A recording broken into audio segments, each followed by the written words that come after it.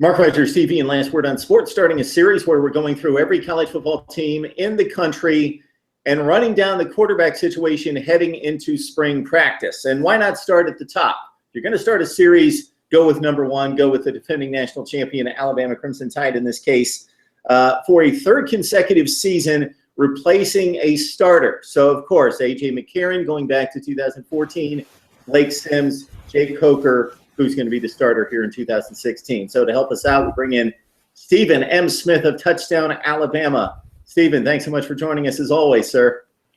No problem, Mark. I appreciate you guys taking time out of your busy schedule to have me on. Always time for you, Stephen. Blake Barnett, this kid out of California, freshman last season, didn't get to throw a pass during the regular season. 6'5" kid, California kid. Highly regarded coming into the season. Your thoughts about what he would need to do to make a move during spring practice? Well, right now, Blake Barnett is continuing to get his weight up, Mark. He's gone from 190 to 208 pounds, according to his dad. So Blake Barnett has put some more weight on. What he needs to continue to do is build that rapport with this receiving core. He's going to have Calvin Ridley back, Robert Foster, Ardarius Stewart, Dayon Charlotte, Derek Keefe. There's a lot of receivers returning to Alabama next season, despite losing Richard Mullaney, Chris Black to a transfer, and of course, Parker Barano graduating on. So from my perspective, Blake Barnett just continuing to build that rapport with not only the receivers, but with offensive coordinator Lane Kiffin, and continuing to dissect the calls on the field, the defenses that are going to be thrown at him. The one thing I give Blake Barnett from last year, though, Mark, is his toughness. He developed a lot of toughness last year working on the scout team. I got a chance to talk with new Georgia head coach Kirby Smart, and Smart continued to just rave on during Alabama's bowl prep, whether it was against Michigan State or Clemson. The defense would come at Blake Barnett. They would hit him. Barnett would get up, shake it off, continue to run the play. And it's that type of toughness that's going to not only help him win the job, but help him command the offense. So just continuing to grow in toughness, learning the ons and outs as far as the offense and the Lane Kiffin is concerned, and then continuing to put more weight on as he stands right now, 208 pounds.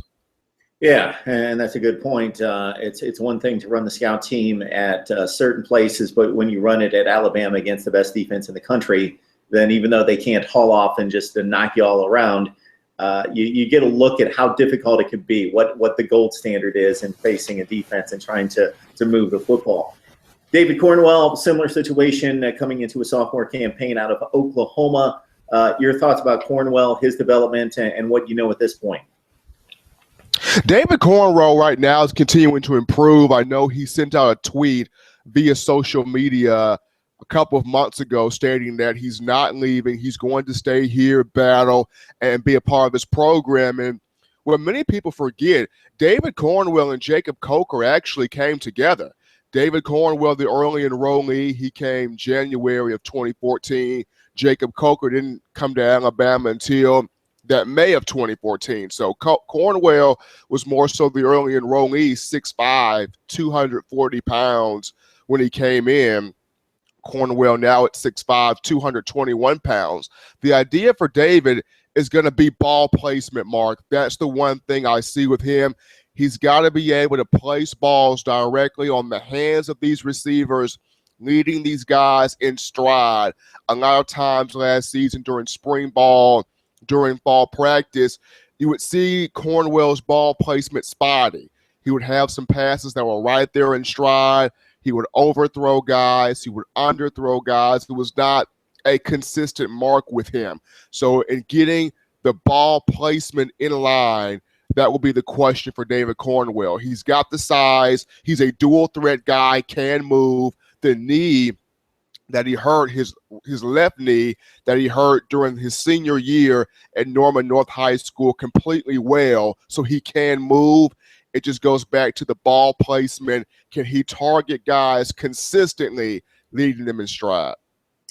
All right, Stephen, Cooper Bateman, a guy that you've discussed with us many times and certainly set the record straight in regards to his progress. He's the one kid that got 52 reps in last year, if you look at the pass attempts with 37 completions on the field. So that game rep is invaluable. Threw a touchdown with 2 interceptions for 291 yards. Your thoughts about Cooper Bateman based on what you saw in garbage time last year and his progress?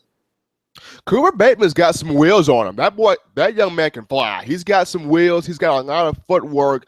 But with Cooper Bateman, he's got to be able, Mark, to set on his feet and fall. And he's got to be able to set his feet and really step into the throws on the field. A lot of times I saw him get happy feet, getting too excited. He's got to be able to calm down and step into the throw that's being made on the field. I go back to the Ole Miss game. There were a couple of possessions where he has an open receiver downfield. His eyes get a little bit too excited, and he tries to aim the ball instead of just stepping up to make the throw, climb the pocket, trust your arm, trust your instincts on the field. I think that's the one area where Cooper Bateman has to improve in. He's got the quiet confidence. He's got the size at 6'3", 220 pounds. In that 2013 recruiting class, Cooper Bateman was one of the nation's top dual threat prospects. So he has the ability. It comes down for him stepping up into the throws being made on the field. He's got a lot of the leadership experience from playing since 2013, but he's got to be able to make throws. I feel like if he can spring practice, focus in on, I have a guy open, step up in the pocket, read what's in front of me, and put the ball dead on, he's got a major shot because he's got a ton of athleticism. So as soon as I spit out Cooper Bateman in garbage time, of course, forgetting the Nick Saban call to start him against Ole Miss, and then he was pulled in favor of Jay Coker, who almost led the Tide to a comeback win in Tuscaloosa against the Rebels. All right, Stephen, let's get set for spring camp. And your thoughts about the field that we outlined with Barnett, Cornwell, and also Bateman, Alec Morris possibly in the mix, anybody else, and who may have the upper hand as we start spring practice next week? Well, starting off with Alec Morris, Mark, he is actually not in the program anymore. Alec Morris is now a member of North Texas. He transferred out during the week of the Cotton Bowl, made that announcement. Alec Morris, during his time at Alabama, was a part of 2 national championship teams, but he will take his talent back home to Texas, playing at North Texas. But going into the field that we pretty much outlined, a guy that people have to keep their eye on, freshman Jalen Hurtz, the 4-star out of Channelview, Texas. Here's a guy that's 6'2", 205 pounds. He threw for over 4,000 yards. He rushed for over 2,000 yards and totaled 91 touchdowns in 2 seasons playing at Channelview, Texas. Here's a guy that emulated Clemson quarterback Deshaun Watson for Alabama during the national championship game prep. So to me, Jalen Hurtz is a guy that's very talented, #1 dual threat quarterback, according to Rivals and 247 Sport. He's a guy that has a great arm. He's able to lock himself into his zone, go out and perform. And I think he's one of those guys that can really push a Blake Barnett or a Cooper Bateman for that starting job. Will I say he'll win it? Not necessarily, because Saban is more likely inclined to redshirt his freshman. But just like he did with Blake Barnett last season, he allowed Barnett to really push Jake Coker, to really push Alec Morris into being the starting quarterback. And then later on, Saban was able to slap the franchise tag on Barnett. But a guy I see that can really take a jump, not just in spring ball, but also summer workouts, I watch Jalen Hurtz. This guy's very special. Stephen M. Smith from Touchdown Alabama breaking down the Tide quarterback situation as we prepare for spring practice next week. Stephen, appreciate the time as always, sir. No problem, man. No problem. Thank you guys for having me. And we got the NFL Combine this week.